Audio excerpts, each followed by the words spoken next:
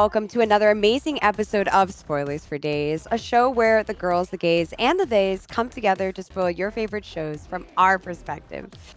Sponsored by Live by Live. So shout out to Live by Live for powering the show. We are finally here with our very last episode. This is the season series finale. I feel like a season because I'm like, I want to see this again.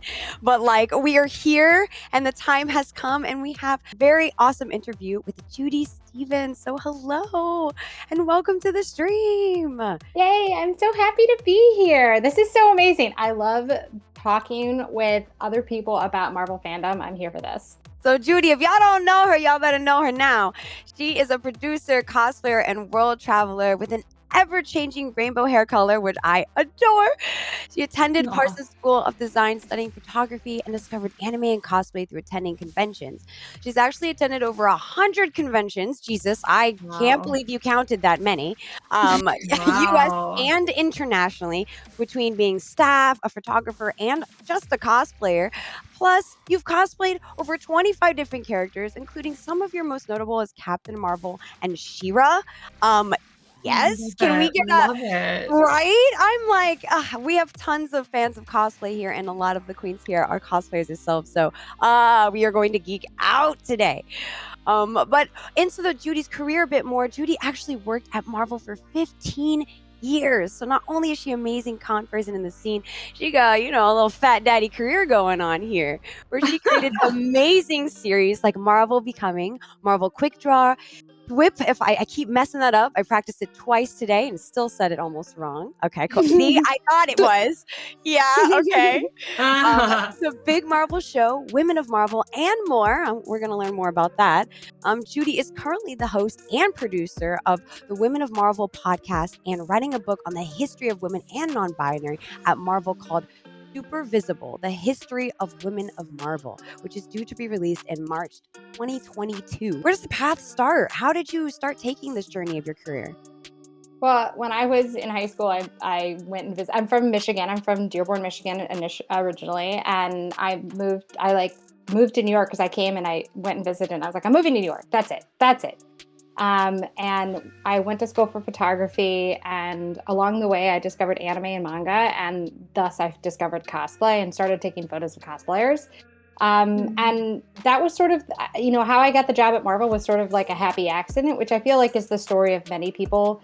Obviously like all three of you, like I grew up, watching the X-Men and anime series, also DC. Yes. I loved Batman Beyond. I loved the Power Rangers. You were speaking our language. Oh my God. Keep it coming. Yes, I loved all that type of stuff, but I didn't have any friends that really were into it. And so then when I finally discovered anime and discovered conventions and cosplay, it all connected. And then I saw a posting for an internship for Marvel. They needed a graphic design intern. And so I went and I did a semester. And while I was about to finish my semester there, they have a softball team and they always need 3 women on the field.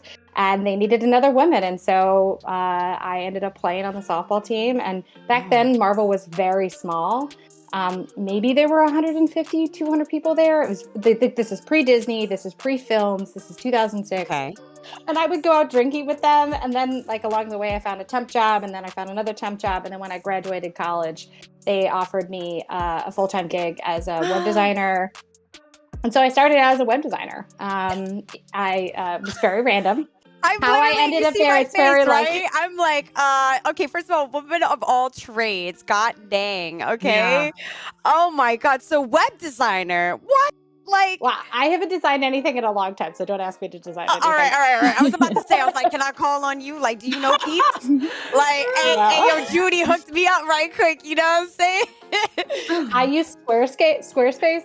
That's I literally I bought into the podcast ads and I designed via Squarespace. That's how I do it. I mean, the tools are available. Use them. Yeah, for real, man. No shame in that. Squarespace, guys. Yeah. So in 2014, I co-created the Women of Marvel podcast with Sana Mahmoud, who's the co-creator of Kamala Khan, Miss Marvel, along with 2 other of my coworkers, Janine Schaefer and AJ Cohen. And it really had come out of this panel that we were doing at San Diego Comic-Con, New York Comic-Con, where we would just put women on a stage and be like, look, there's women that work in comics, and really sort of tell the next generation that like we're here, there's space for you. What can we do to help you? And we wanted to continue that conversation, and that's really where Women of Marvel sort of went. And now we just celebrated our 250th episode. We went on like a little mini break, and we're currently recording our next season, which launches at the end of the month. And it's going to be amazing. We have like an episode about fanfic, which I get to talk to people about fanfic. I'm like into that. That's amazing. Yeah. So, and then, sort of this Marvel, Disney, and everyone last year was not a good year. And so, we sort of parted ways, but I'm still thankfully a part of the podcast, which I love. And it's really everything it was the thing I always stayed for so long. And then obviously this book was the thing that this is like my, like, the thing that I've been building to for all my career at Marvel is to work on a book like this, and then see where we can take this and where we can go next with sort of these stories. Honestly, Judy, you've worked on like so many amazing projects. Like, which one is your favorite? Or like, I guess, I mean, I'm sure that there's a lot, but is there like a couple that come to mind? Like when I ask you that? Yeah, actually, I also have two for this answer. Obviously, Marvel Becoming is. So I spent a very long time at Marvel advocating for cosplay. There was a time back in the day where cosplay was not cool. Cosplay was I know that well. Yeah, right. Yeah. That was my entire life before Heroes of Cosplay came out. Cosplay was ridiculed. It was something that like, oh, Judy, your cosplayer friends are at the booth again. Like, and it was something that I fought for, because I was like, this is free advertising. We should be we should support these amazing people learning how to make these costumes. So Marvel Becoming became this series. The first season was me. I filmed it. It was all favors from my friends who make costumes for me, and we filmed it. It was all time lapse. But after that, we introduced interviews. And the last season that we did, we were able to go to Dragon Con and film at Dragon Con with two of our cosplayers, and like just to be able to like show the story, tell the story of Dragon, tell the story of cosplay, build up to this point where I was able to have like 2 camera crew, like multiple cosplayers. We filmed at the big Marvel photo shoot on the back stairs of the Hilton, where there are like 500 cosplayers, and just like it was everything. But every cosplayer that we invited to like be a part of this series, like getting on the phone, really the best part was getting on the phone with them for the first time and being like, hey, we would like for you to be a part of this. And just hearing them sort of like squeal or like go silent at the end, or just like know that this was the thing that they felt validated, and that was the series was all about, was validation, was showing that the love and the passion that cosplayers bring to this community. Like now people, they don't even they go to cons and they just expect cosplayers to be there, but like, yeah, we all put a lot of effort into those costumes. Oh yeah. What is your future goal? Like, what is your end game? Do you have any big daddy plans in your future? What are you working towards? Well, I always sort of like loosely wanted to write a book, but I didn't know what I wanted to write. So obviously like that, I'm doing it. I did not think that I would so easily be able to write a book. Right. But the other thing is I really want to like work on a TV show or a film. Like I want to be a producer. I want I want to come down to LA and I want to work in Hollywood. But I want to be able to do a show that like tells a story. Like it tells like a story of something that like matters. I don't know. I'm still brainstorming in my mind. I think now that things are starting to open up again, and really started to think of like, what's my next plan? So, yeah. Of all the characters in any universe, doesn't necessarily even have to be Marvel. Is there a character or a story that you identify with like the most? So now that I don't have to pick a Marvel character, obviously I love Carol. I love Captain Marvel. Yeah. But I'm going to go back to my origin hero, Xena. Oh, Xena's amazing. My heart. My heart. I'm sorry. I love it. Yes. Oh my God, I love Xena. Like, also when we were growing up, how many shows did we We're have? the same age, girl, Yeah. because you are literally like every animated show, like any like reference like to like our childhood, I'm literally perking up. I'm like, dude, where were you when I was a kid? I like only had my brother and like guy friends, and then I was like, obsessed with Xena. Oh my god. I'm sorry. I'm in love with you, by the way. Oh my god. Yeah, I'm having so much fun. This is a lot of fun. Xena's my dream cosplay. That's what like the thing that I like want. I want to get like super buff. I feel like you kind Yes. of look like her. Like if you just put on like the dark wig with the bangs. If you had, like, yeah, for if you had sure. dark bangs, I think it's the eyes. yes. You also have a good smile too, which she has as That's well. what I'm saying. so. The jaw, like, you know, you've got just that. Yeah. You know what I mean? Like, Oh, I'm like, Lucy Lawless, dude. That was I was like, She's such a when I knew badass I wasn't vibe. straight. That's when I knew. She's a badass to this day too. Like she's advocates for so many people and stuff. Like wow, she really is like a hero.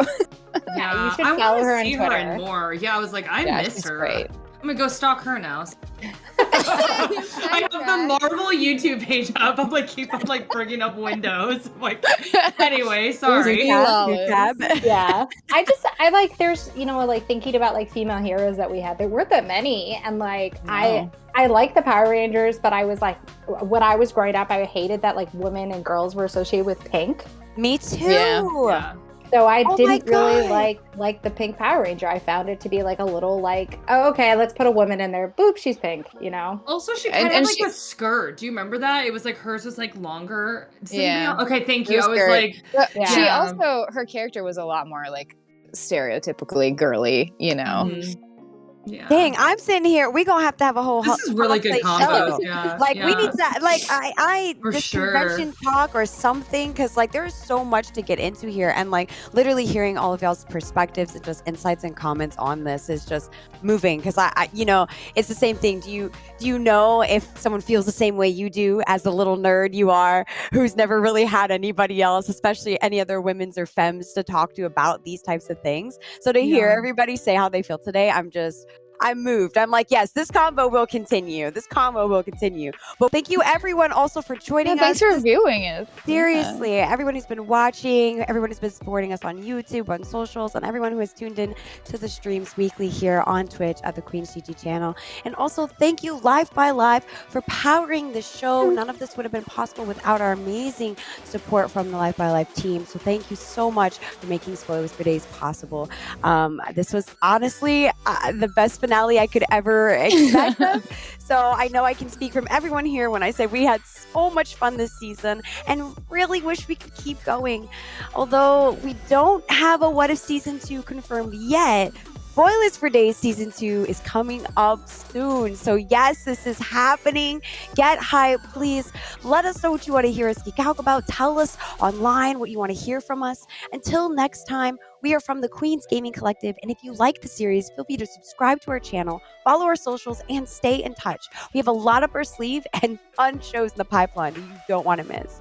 That is it for me. I'm BK BlackKrystel. This is Jackie with me. Shout outs to MaidofMight, as well as Judy Stevens, my amazing guest for this evening. What a fantastic season finale for Spoilers for Days. I love you all. Let's all say goodbye in the chat. Goodbye, chat. We love you.